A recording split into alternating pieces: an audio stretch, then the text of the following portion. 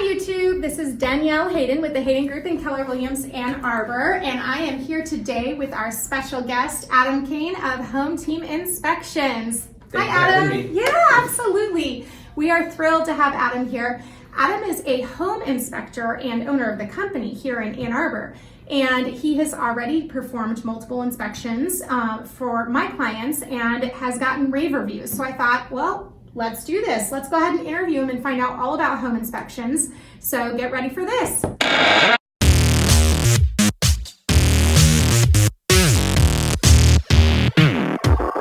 Okay, so why don't you start out, I guess, by explaining to me, what does a home inspector do? Okay, so a home inspector will do a visual inspection of the property after a buyer has placed the offer. So you and the buyer will have made the offer, and at that point the offer is accepted, and we'll come in and within 48 hours do an inspection of the home. So we do visual inspection from top to bottom. We visually inspect the roof by either walking on it, depending on how steep the roof is or how wet it is outside. We may use a drone to fly and be able to look at the roof from the ground level. Oh, that's pretty nifty. I've never really heard of that before. Is that something that you find is common? It is.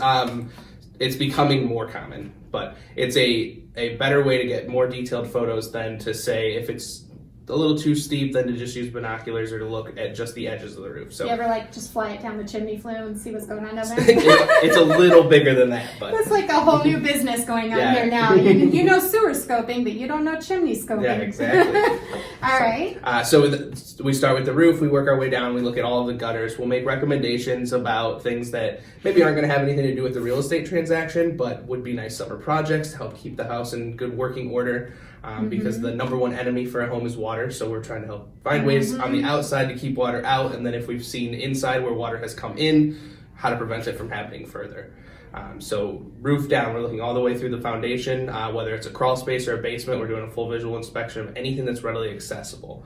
So that will hinder us in some spots that maybe an electric panel is behind a wall that we can't take the wall apart. But if the electric panel is readily accessible, we're able to open that up and look inside to make sure it's been wired properly. Well, little things as well that you and I have come in contact with multiple times now is sellers who have unplugged major objects like appliances. Exactly. And Adam, as a professional home inspector, cannot plug them in because he has to assume that there is a safety reason why that item is not plugged in. So there's another good tip and trick for your realtors out there, whether you're a listing or a buyer's agent.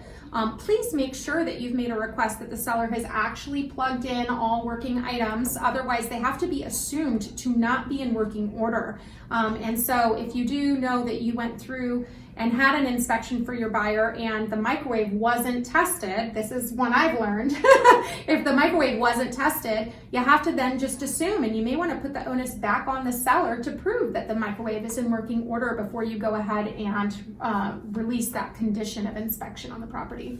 Or if a gas fireplace if the gas wasn't turned on to the fireplace, we have to assume that there was a reason that gas was turned off. We've actually been through that one too. So even if it's the middle of the summer, maybe making sure that gas fireplace is ready to operate just for testing, and it will keep things moving at a proper pace. I guess another thing that the average consumer probably doesn't think about is the air conditioning, right? You have to assume that this air conditioner may need repair because depending on what time of the year, you can't fire that puppy on, right? Exactly. During the cooler months, we have to wait until it's been 60 degrees or warmer for a minimum of 24 hours before we can operate the air conditioner. So the parts inside are very delicate, and there are different lubricants that are in there that basically turn into a solid below a certain temperature. So we want to make sure that they have warmed up enough to be able to operate at the proper capacity and not ruin the air conditioner if we test it too soon. So what about, let me ask you this, you guys produce a report, correct? Correct. For your clients. You want to tell me a little bit about your report and maybe even about some of the codes that are in there so that people know what to expect when they have a professional home inspection? Absolutely. So there are a few different types of reports. The one that we operate with is a it's a narrative style report. So it reads more like a story about the home, where we start at the very beginning of when it was built, what the conditions were like the day that we were there, and then we basically just start telling that story, and we'll fill in the different blanks that are true of all homes as we go, and then the items that are more specific to your home once you've purchased. So we go through and we'll have that report within 24 hours. Typically it's the same day, but the big things that you'll see is that you'll have a breakdown of each section. So the roof will have its own section regardless of whether there are any issues. We talk about what type of shingles there are, how many layers of shingles, and just the basics. And then if there are any issues, like on a roof, for instance, if there are nail pops, we'll put in a note that there are nail pops, and if we could get pictures either with the drone or from the roof, we'll attach those photos to that actual comment so that you'll be able to see those issues and help to fix the issues ultimately. Yeah, and I one thing that I really enjoy about those reports is where it says, whether an item needs repair or needs to be watched. Correct. Or is okay, or even more so, was not inspected, right? Because Correct. As you said, some things are not actually inspected because you're not able to gain access or for whatever reason. Exactly. I think that, my perspective is that for my clients, that home buying experience is so intense and so emotional and so stressful. They have a lot going on, right? You have to make the mortgage application, you have to look for the homes, you're going to work all day, and then you're looking for homes at night, and your whole schedule's thrown off. And then you get to the home inspection and your mind is just, whirling with all this information. So to get that report later on, it's almost not just there to assist you with the purchase agreement, make sure you're making a solid investment and negotiating for the best deal and knowing you're getting your value's worth, but it's also really important a year later or 2 years later, because you can go back and you can reference, oh, my roof is 22 years old. This is something that we might want to get a consult in the next couple years. Exactly. Mm-hmm. Exactly. And having that information down the road, whether it was the gutters needing to be extended, it may not be an emergency that they're far enough away, but maybe things have changed and you've had some shifting in the soil and you need to go back out and reassess. The report is a good starting point for you to look back and say, these were the projects that we talked about a year ago, and we can kind of assess, have they worsened? Are they the same? And that's one of the reasons why the pictures are in there. If there's a small crack in a foundation, which we see in most foundations, it's a great reference point for you to go back to 5 years from now even and say, and see what it looks like. It's the exact same, great, we have no issues. So. I have a question for you. If I have clients that are gearing up to sell their home, what are a few recommendations you would make for them? I don't know if it's, let's say, a pre-inspection, or there are just some do-it-yourself items that they can go ahead and visually inspect themselves to make sure that they don't run into any major red flags when inspection time comes around with their buyer. Sure, there's a few things right off the bat. We could definitely do a pre-listing inspection if that was something that a client wanted.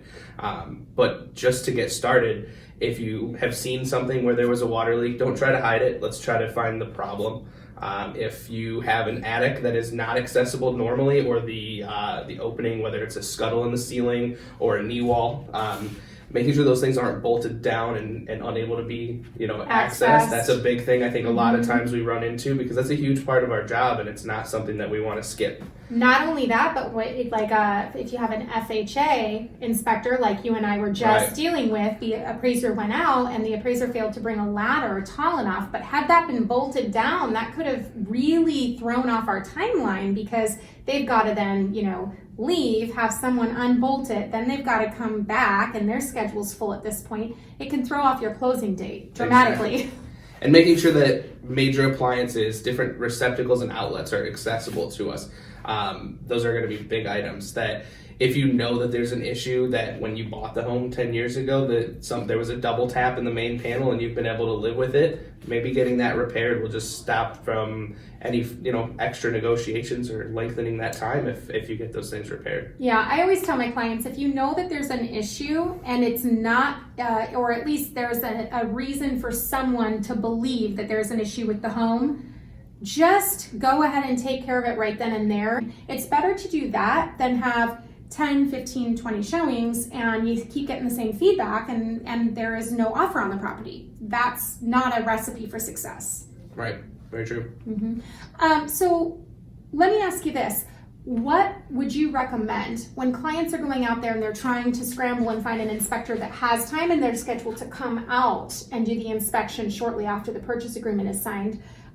What do you ask them, or what would you prefer that they ask to a home inspector? A lot of home inspectors I've heard have been questioned at the very beginning of the process, and they seem to be frustrated. I always love it when I get an educated buyer. So the biggest questions are what are the standards of practice that you perform? So we perform the ASHI standard, which is the American Society of Home Inspectors. So it's available online that anybody can look through exactly what we're going to look at and exactly what tools we're allowed to utilize.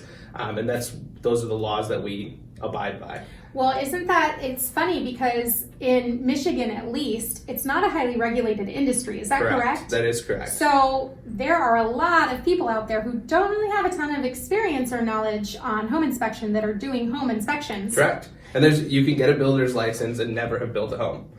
You can get, and that's some things that some agents will ask me, do you have a builder's license? Well, I don't have a builder's license, but I am certified through ASHI to perform these home inspections.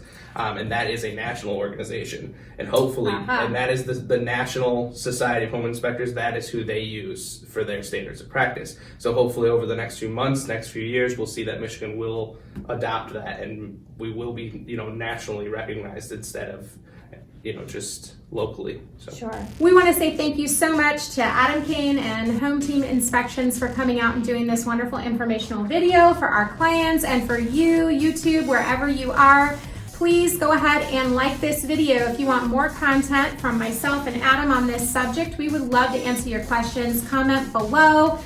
Send us any of your feedback. We would love it. Also, Adam, how can people get a hold of you? You can call the office to schedule an appointment at 734-944-2200, or you can email me directly at akane, that's CANE, at hometeam.com. All right, we're going to also go ahead and demonstrate Adam's business card here so that you can take a look at it, take notes on his contact information, and if you leave a comment below and you want to be put in touch with Adam, we'd be happy to do so. All right, thanks so much for coming in. Okay, bye YouTube. Did you get anything out of this video today? I sure hope so. That's why I make them. If you enjoyed this video and you got value out of it, please hit the subscribe button for instant notifications of more videos made just for you. Subscribe! Boop, boop, boop, boop, boop.